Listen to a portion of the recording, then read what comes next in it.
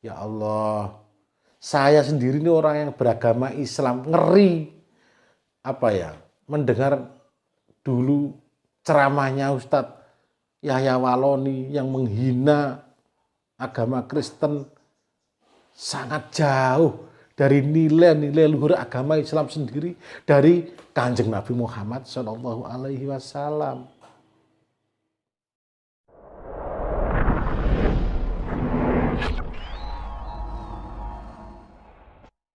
Utama hidup kan ya tetap cokro manggilingan toh.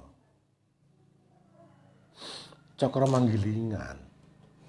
Dasar utama dalam diri kita secara pribadi. Cokro manggilingan. Jadi nggak perlulah kita terlalu gumunan, terlalu bersedih, terlalu bunga, karena semua sudah termaktub di dalam cokro manggilingane Gusti. Kresna, apa ajiane Kresna? Pusakane Cokro Sudarsono kan. Cokro. Apa ini? Piringan. Muter. Ya. Ini sebenarnya apa? Sampai pernah kan sing roda gowedhi dadi cokro. Nah, itu mengisyaratkan pada waktu perang Bratayuda. Kursi rodane Bisma, ya Bisma arep dihantem karo kursi roda dari cokro manggilingan. Itu isaroh, itu sebenarnya itu pertanda bahwa cokro manggilingan itu adalah roda dunia berputar. Maka itu menggambarkan, maka Bisma mau diantem karo roda kuwi, karena Bisma manusia klasik waktu itu. Nggak percaya adanya cokro manggilingan. Jadi nggak mempercayai cokro manggilingan, terlalu melekat pada janji sucinya akan membela Hastinapura, ya maka dia meskipun tahu kebenaran dan kesalahan Pandawa dan Kurawa, dia membela Hastinapura. Iki lho rodo, ojo melekat.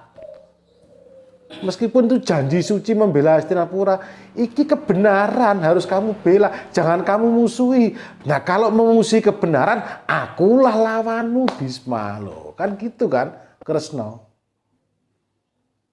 Jelas semua. Cokro manggilingan.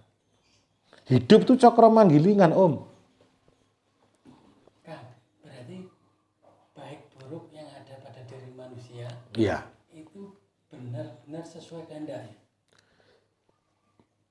Bagi titah, ya, yang utama minta maaf pada Zat yang Maha Kuasa. Jangan merasa punya bersalah dilimpahkan pada Tuhan. Jangan, minta maaf. Meskipun cokro manggilingan itu miliknya Tuhan, miliknya Gusti Zat yang Maha Kuasa, tapi kalau kita merasa bersalah, ojo dilimpahno, ojo dilimpahno nang pangeran. Wong awake disuruh rasane rumangsa salah kok. Nek rumangsa salah, minta maaf pada Zat yang Maha Kuasa. Kan gitu. Sayyidina Hasan bin Ali bin Abi Thalib menyampaikan, sapa wonge barang siapa yang senantiasa kesalahannya dilimpahkan kepada Allah, maka dia termasuk orang yang lacut.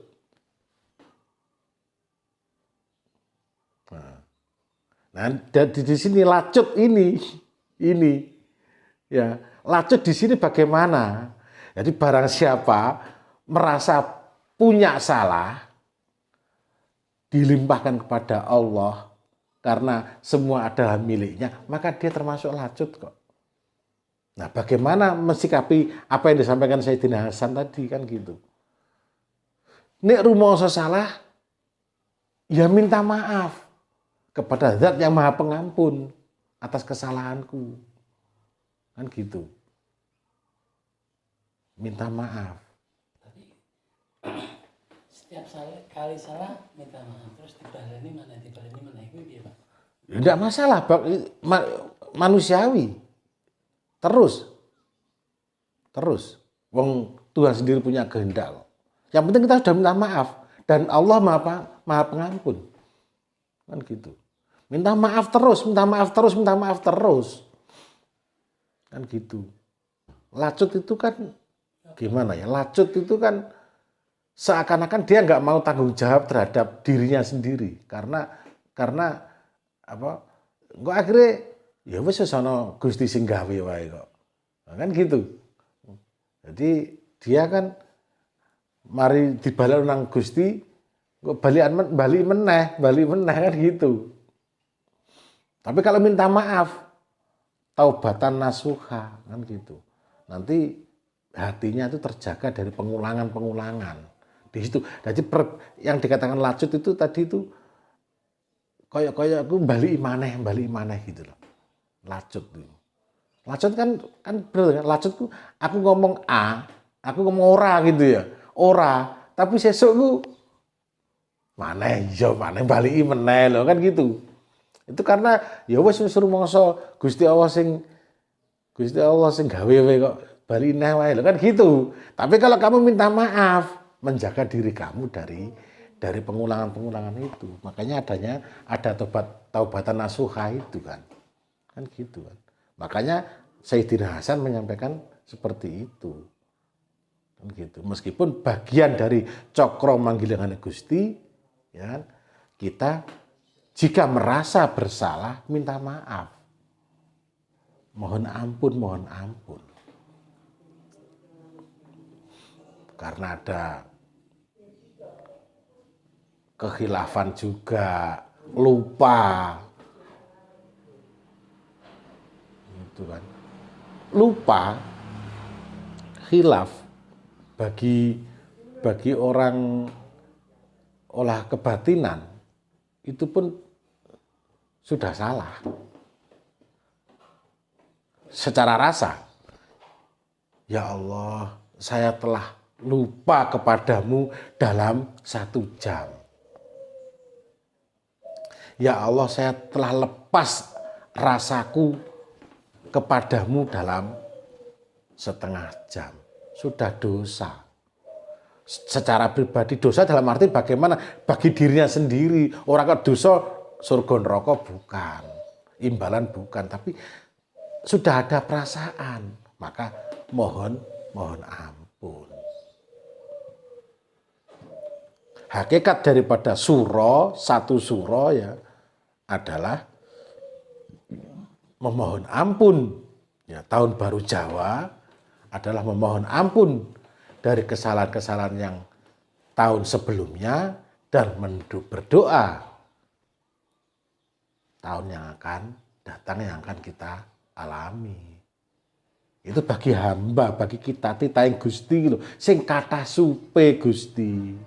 Sing kathah khilaf. Sing kathah mboten tinemu, mboten temen. Sing kathah dereng saged manggihi panjenengan. Kan gitu.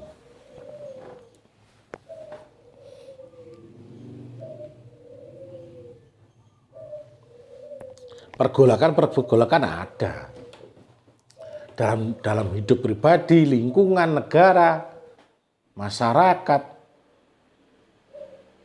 Baru-baru ini ada Muhammad Kece. Ya kan? Muhammad Kece ditangkap Mabes Polri menghina, menodaikan agama Islam, penistaan agama Islam. Itu apa makna yang terkandung dalam yang tersirat dalam diri kita secara pribadi sebagai hamba yang berketuhanan terhadap Yang Maha Esa? Ya bagian dari pergolakan alam. cokro manggilingane Gusti ono. Kan gitu. Jadi bukan hanya Muhammad kece-nya yang kita bahas. Yahya Waloni. Ya Allah. Saya sendiri ini orang yang beragama Islam. Ngeri. Mendengar dulu ceramahnya Ustadz Yahya Waloni yang menghina agama Kristen. Sangat jauh dari nilai-nilai luhur agama Islam sendiri, dari Kanjeng Nabi Muhammad Shallallahu Alaihi Wasallam. Nabi Isa bilang bagaimana yang disampaikan? Cintailah orang lain melebihi dirimu sendiri. Itu Nabi Isa itu. Ya kan? Timbulnya perang dari mana? Ya dari itu awalnya. Awalnya itu dari itu. Dari saling ejek mengejek, hina menghina. Saya nggak bahas Muhammad kece, nggak bahas yang awal itu. Saya hanya bahas pokok yang dipermasalahkan. Nah, kalau ada Muhammad kece begini ini sebenarnya juga sebab akibat. Gitu loh. Bagian daripada cokro manggilingan tadi. Pergolakan-pergolakan, perputaran-perputaran daripada alam. Gus Dur kan pernah bilang, kafire dewe gak digatekke. Ojo seneng ngafirkan kan. Kafir lah. Itu sudah pendiskreditan norma pribadi ini bagi setiap manusia yang punya hak asasi manusia dalam berketuhanan. Itu loh. Saya tuh pernah membaca itu. Gus Dur itu loh ya. Kalau di Bali, dia tuh kalau kunjungan ke Bali mesti yang dituju itu pura. Iya, pura-pura itu. Pura. Tempat ibadah agama Hindu. Nah, sampai ada pengurus NU tanya gitu loh. Sampai Gus kok nggak pernah datang ke kantor PWNU atau Gus kan gitu. Kok yang didatangi kok itu kok pura kan gitu. Nah, apa jawab Gus Dur? Loh, kamu kan minoritas di Bali khususnya. Kamu kan sedikit, yang banyak kan orang Hindu. Lah aku ke pura ini apa? Aku nitipkan kamu kok. Aku nitipkan kamu kepada orang Bali yang beragama Hindu. Biar saling terjaga toleransi beragama. Kan gitu. Nah, kalau aku datang ke kantor PWNU terus, iya wong Islam kok. Iya, wong NU, ya sing tekane ya kono tok. Nah, kan gitu. Akhirnya terjadi kecemburuan sosial. Nah, ini tekonane ini datangnya Gus Dur ke pura, saling toleransi, tenggang rasa, ya. Akhirnya apa? Di Bali itu ada filosofi begini. Oh, Islami Gus Dur toh, kan gitu. Islami Gus Dur. Gitu, sampai ada yang gitu. Ya, Islam Gus Dur Islam yang moderat, yang saling toleransi, yang bisa bersanding dengan itu, dengan ya nggak mengkafir-kafirkan gitu loh, saling bahu membahu, bantu membantu kan gitu. Gitu. Nggak mencemooh. Gitu.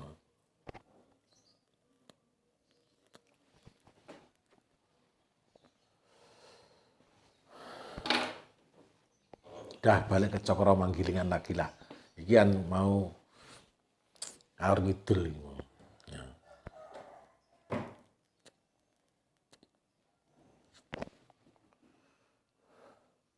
Jadi hidup itu roda dunia berputar, roda berputar. Ibaratnya roda berputar. Cokro manggilingan. Ajian pamungkas itu dasar utamanya kita percaya adanya cokro manggilingane alam. khususnya pribadi kita. Mari sehat, loro, loro sehat, sehat loro, loro sehat, miskin kaya, kaya miskin, miskin kaya, kaya miskin, macam-macam. Habis dicemooh disanjung, habis disanjung dicemooh, macam-macam.